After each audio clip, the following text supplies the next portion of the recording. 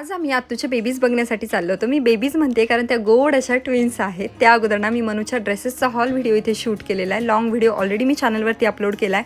तुम्ही अजूनपर्यंत तो पाहिला नसेल तर प्ले बटनवरती क्लिक करून तो बघू शकता. खूप सारा पसारा झाला होता म्हणून तो पटापट आवरायला घेतला. हे सुद्धा ऑफिसमधून लवकर आलेत आणि हे आले की मनू आणि पिकू दाराकडे पळतच जातात. पण मनूला माहिती आहे पहिले पिकू दादाचे लाड होणार, त्यामुळे ती अशी गुणी बाळासारखं मागे सरकते. भरपूर दिवसांपासून तुम्ही म्हणत होतात की न्यानू आणि तिच्या बाळासोबत ना एक लॉंग व्हिडिओ शूट कर, तर व्हिडिओ शूट केला लवकरच तो चॅनलवरती येईल. So stay tune. त्याच्यानंतर दोघी बहिणींची मस्ती बघून ना खूपच गोड वाटत होतं, कारण त्यांचं एकमेकींना गोड गोड पापा देणं, विठ्ठल विठ्ठल करणं ही सगळी छान मस्ती चालू होती. त्यानंतर आम्ही गेलो माझ्या मामाची मुलगी अमृता तिच्याकडे, म्हणजेच मनूच्या आत्तूकडे.